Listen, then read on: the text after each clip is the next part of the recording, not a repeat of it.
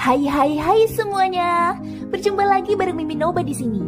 Mimin ucapkan terima kasih ya untuk para sobat Noba yang sudah memberikan support dan kesetiaannya sampai sejauh ini. Dan juga Mimin tidak akan bosan-bosan minum pil Tika Dewa agar terus kerja membawakan episode-episode berikutnya dari BTTH Keabadian Kaisar. Pokoknya jangan bosan-bosan untuk terus mengikuti kelanjutannya.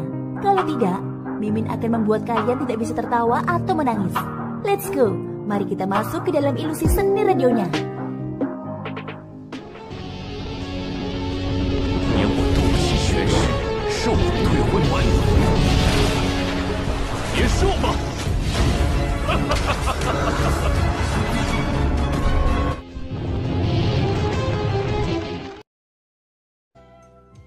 Susang, aku ingin kamu mati. Lord Su mencoba yang terbaik untuk melawan. Tetapi tidak peduli bagaimana dia melawan, itu tidak berhasil. Dia sudah berlutut dan tidak mampu meledakkan jiwanya sendiri. Kemudian, Xiaoyan mengangkat kepalanya dan melihat sekeliling. Tatapannya tampak agak aneh, dan dia bahkan tidak mengucapkan terlalu banyak kata. Hantu besar mengembun, ukurannya tampak sangat besar di kehampaan. Lingkungan sekitar dikelilingi oleh formasi yang dibentuk oleh Taizu. Bayangan besar itu perlahan turun, dan semua yang disentuhnya meledak. Prajurit Taizu yang tak terhitung jumlahnya semuanya meledak dan berubah menjadi kabut darah. Tidak terkecuali kapal Void Taizu itu. Mereka seperti batu yang rentan. Setelah melawan sejenak, mereka tetap hancur berkeping-keping. Kemudian, Xiaoyan bergerak maju sedikit. Telapak kakinya terjatuh dengan ringan.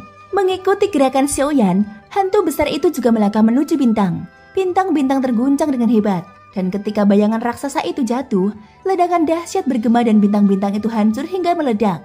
Setiap bintang di sini telah dilubangi oleh Taizu. Binatang buas Taizu serta prajurit Taizu yang tak terhitung jumlahnya telah lahir di dalamnya. Sebelum bintang-bintang meledak, banyak sekali sosok yang terlihat mencoba melarikan diri dari bintang-bintang.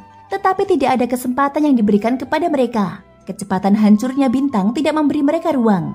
Kebanyakan dari mereka masih berada di udara dan berubah menjadi bubuk di bawah kekuatan yang kuat ini. Di antara mereka, beberapa binatang buas yang tampak aneh bergegas keluar. Tetapi mereka masih tidak bisa lepas dari pemusnahan ini. Ye Beijing dan Su Qiantai sama-sama menoleh. Bagi mereka, tidak sulit untuk menghancurkan bintang. Tetapi mereka tidak berani mengatakan bahwa mereka bisa melakukannya dengan sangat mudah seperti Xiaoyan. Lord Su masih berlutut dan menyembah di kehampaan. Membiarkan dia melihat dengan matanya sendiri betapa rentannya kekuatan yang disebut ini. Semua bintang ini adalah akumulasi disensi selama beberapa tahun terakhir. Namun pada saat ini, semuanya berubah menjadi pemusnahan. Dan yang hilang akan menjadi sumber daya disensi lagi. Bagaimanapun, mereka berada di sensi dan tidak pernah mengambil apapun. Semuanya akan kembali ke sensi.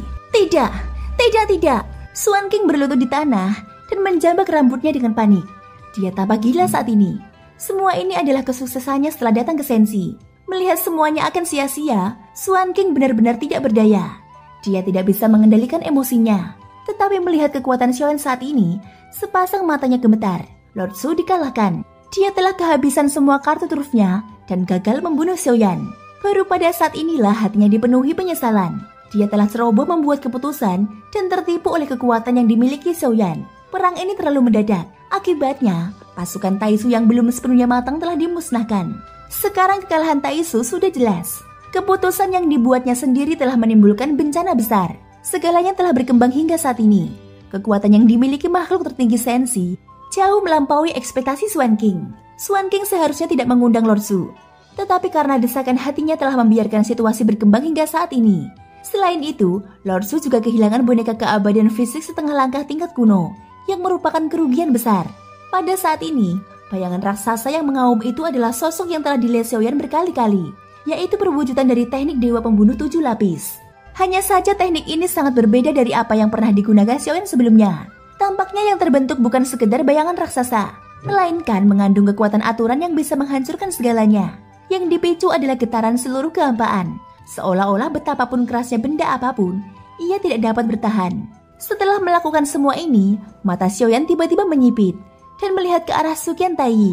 Tanpa mengatakan apapun, sosoknya tiba-tiba bergerak dan dia langsung menuju ke arah Su Qiantai. Tidak bagus. Mengapa dia tiba-tiba menargetkanku? Ekspresi Su Qiantai langsung berubah drastis. Detak jantungnya semakin cepat ketika dia melihat Xiaoyan benar-benar bergegas ke arahnya. Saat berikutnya, dia melihat Xiaoyan mengulurkan telapak tangannya. Dan wajah Su Qiantai yang sudah pucat menjadi semakin pucat. Dengan gugup, Dia segera mengirim pesan kepada Xiaoyan dengan jiwanya. Apakah kamu lupa perjanjian di antara kita? Jangan bilang kamu akan membakar jembatan melintasi sungai. Kecepatan Xiaoyan meningkat bukannya melambat. Dan Suqian Taiyi mengatupkan giginya.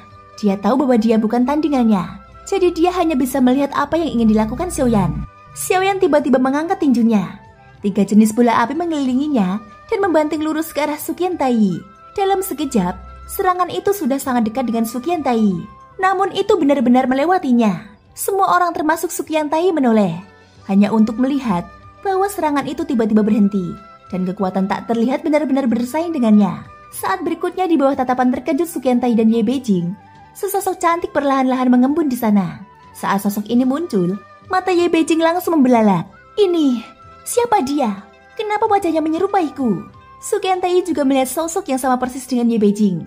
Baik dari wajahnya, pakaiannya, semuanya sama. Dengan terkejut, Suqian Taiyi mengalihkan pandangannya kepada Ye Beijing asli yang selama ini mengikuti Xiaoyan. Satu sudah cukup menakutkan, dan sekarang ada 2. Suqian Taiyi tidak mau berkata dengan keras. Wajahnya menunjukkan ekspresi yang luar biasa, dan bahkan curiga bahwa semua yang dilihatnya di depannya hanyalah ilusi. Bagaimana kamu bisa mengambil tindakan terhadapku? Apakah kamu lupa bahwa di Kompas itu, aku berjalan bersamamu dan memainkan kecapi untukmu? Kedua tinju itu bersaing, dan dampak tak terlihat menyapu kehampaan di sekitarnya. Keberadaan apapun yang sedikit lebih dekat akan terguncang berkeping-keping. Baik Suqian Taiyi dan Ye Beijing asli dengan cepat menjauhkan diri.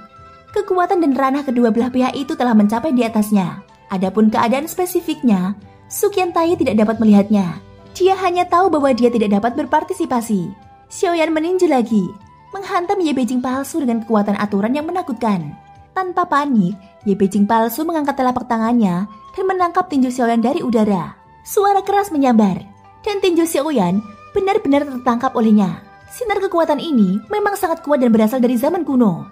Tapi bagaimanapun juga, itu hanya sekejap dan bukan dia yang sebenarnya.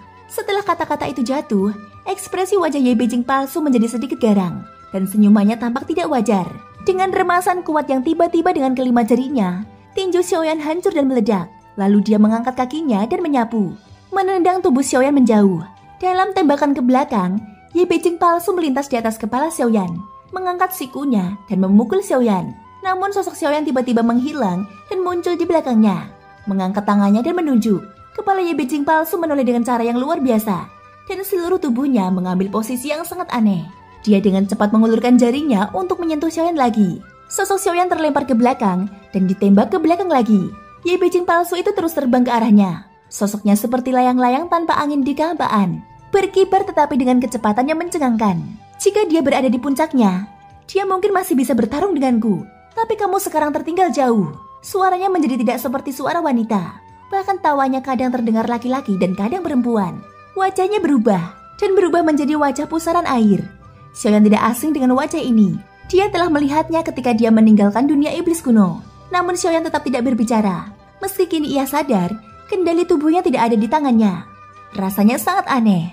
Seolah-olah ada jiwa lain di dalam tubuhnya. Kesadaran terkadang jelas dan terkadang kabur. Di sisi lain, ketika Suqian Taiyi dan Ye Beijing asli melihat wajah pusaran itu dari kejauhan, mereka langsung berteriak serempak, "Divisi pengendali kehidupan!" Thank you guys sudah mendengarkan ceritaku di episode kali ini sampai akhir. Ikutin terus kelanjutan episode berikutnya ya. Tetap jaga kesehatan, semoga hari kalian menyenangkan. Sampai jumpa dan bye-bye.